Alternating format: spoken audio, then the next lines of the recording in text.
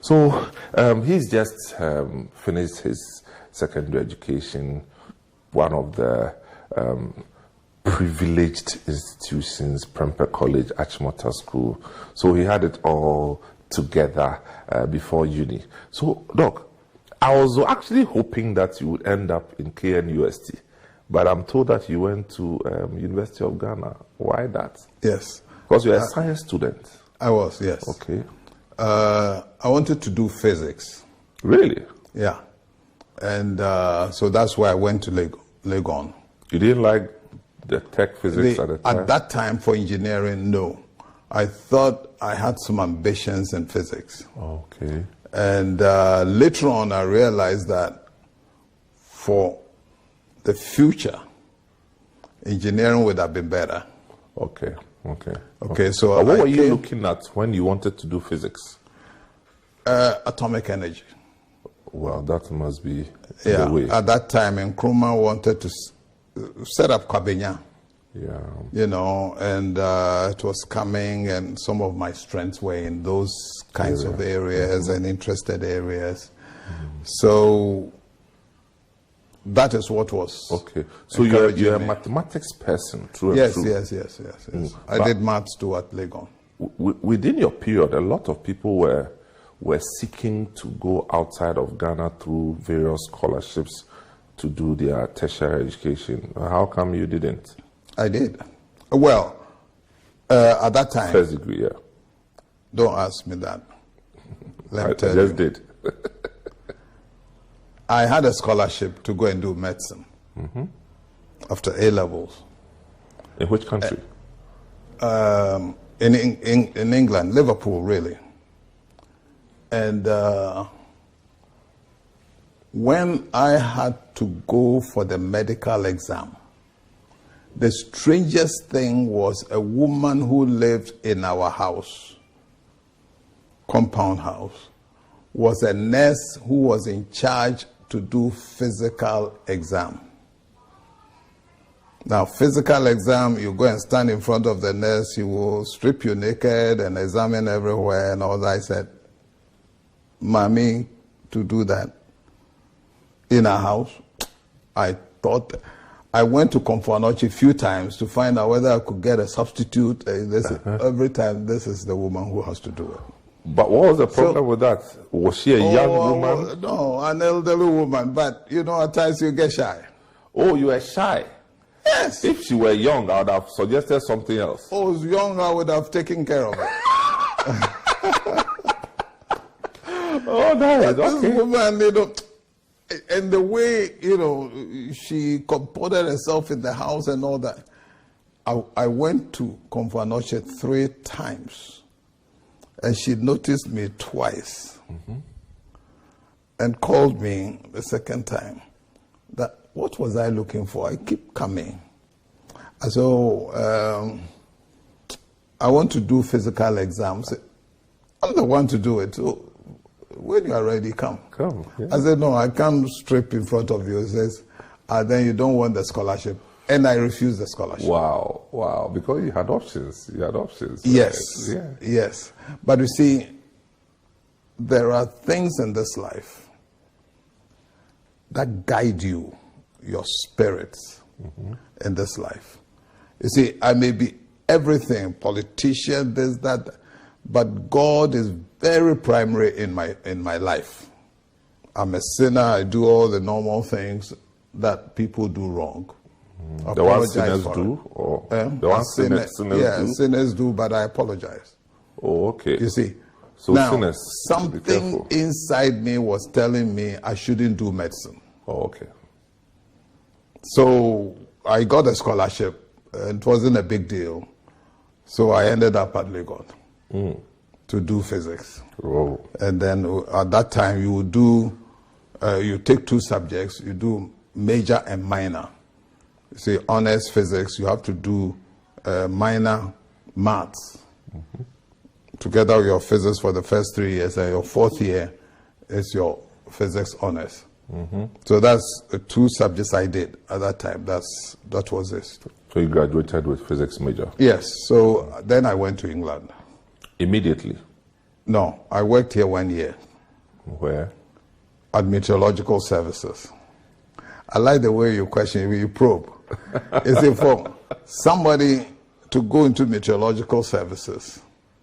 Because that is where scholarships were being given. Oh, okay. So you were very I ended up strategic. There. Very. So I ended up there. Hang on. At this point, what was your mother thinking? She What was being her an expectation? illiterate. Yeah. She being an illiterate, she was very disappointed that I had a nephew, same age. He did political science. Political science is 3 years.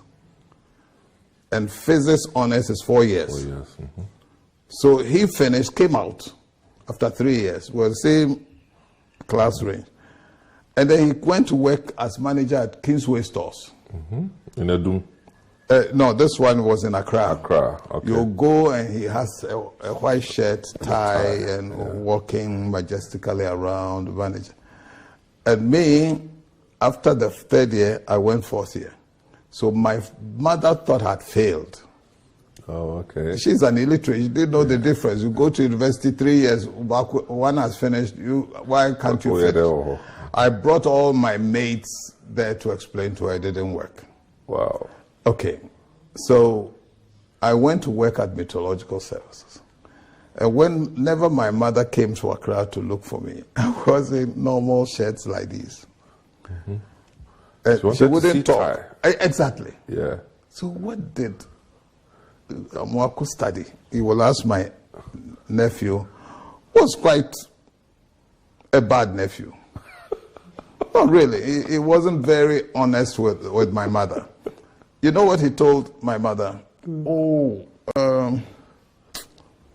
It's all right. You know, where he's working, it's okay. It's okay. Mother said, why is it okay? You are in Thai, he's not. And he said, his job is to say tomorrow it will rain.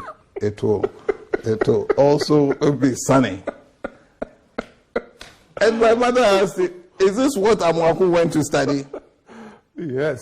So I think she didn't have any respect for me around that time. Mm-hmm. I left for England till I had my doctorate. No, but so going to England should be news to the family, especially with your mom. Yes. So how did you communicate that opportunity? Well, I told her that she had been wrong all the time, and that by the time I come back, I'll be holding a doctorate degree, which she didn't understand, didn't care. So, Ubakwa doctor, you know, are you going to be a medicine man? Because when those days you say doctor, that's what it meant. Mm-hmm.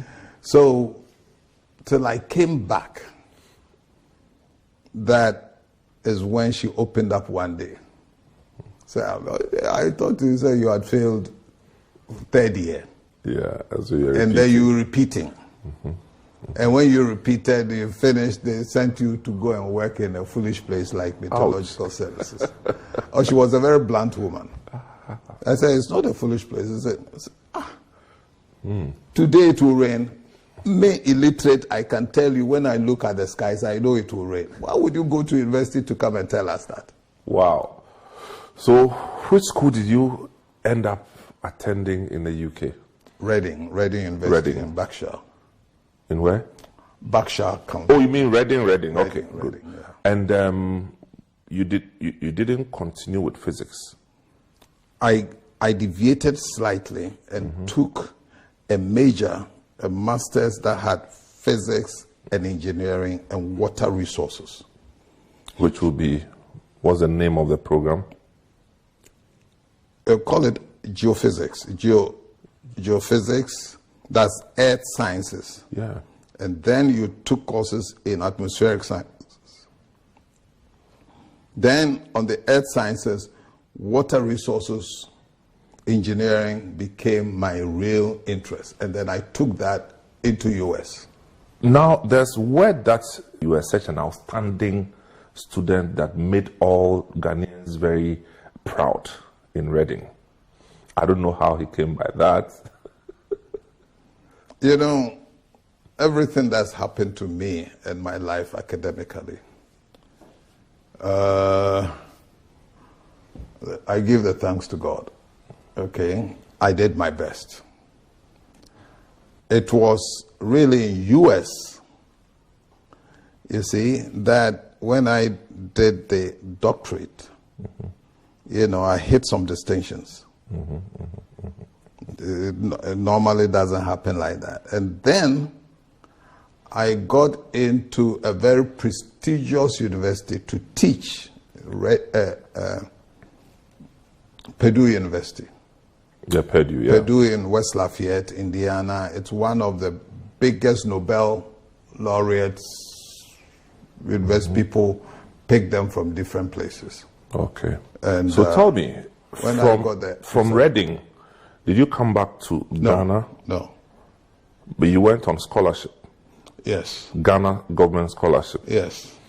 And you ran away? Yes. To continue to come and serve Ghana. I like that angle. but you're asking a very interesting question here. Yeah. You know, I left for US.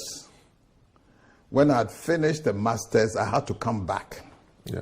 But I got admission at Colorado State University. Okay, Colorado State. Okay. I was going to do an attachment course for meteorological services. 6 months. Some people may say I was smart. I registered for my PhD straight there and clocked straight A's.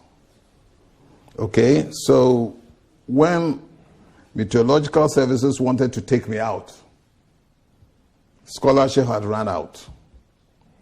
So I had to go round and end up in Washington, those who were overseeing the scholarship, so as to hand over and then fly back to Ghana. By that time, I had started a 6 months research on the Fellowship of National Science Foundation of U.S. government. The research was going very well. This will still be at Colorado State University? This was still at Colorado State. So where were you living then? Where? Fort Collins, Colorado. Okay. Where? Now, I'm coming to one of my crossroads in this life. So when I came to Washington, to the embassy, showed them my results, grades, I thought they were going to be excited for me to continue to do the PhD. And there was a strong word and a letter there that my scholarship had to be cancelled and I should come home straight. So that day, there was an open lecture that I had to do with my supervising professor. He had flown from Colorado to Washington with me. So he called me to come and talk. Something told me, I had already been told that my scholarship was cut off, so I had zero funds to continue. This professor said, Sam, I was then called Samuel Tufo. Sam, go and give 10 minutes of what we are doing. And I went, something told me, and at times we must listen to our inner voices. Something told me, tell them what has happened to you today. So I started by saying, I came to try and see whether my scholarship is renewed, and I have no scholarship to continue, even on this research. But by the way, this is what we've done. As soon as we finished, there was a man sitting, an old man. He walked straight to me, white man. He held me by the hand, said, my son, I'll give you full scholarship. So I ended up on a U.S. government scholarship. The day I lost, I got one. Speechless.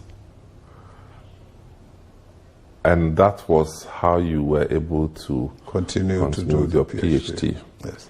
And when I finished, I always had it in here, give something back to the government.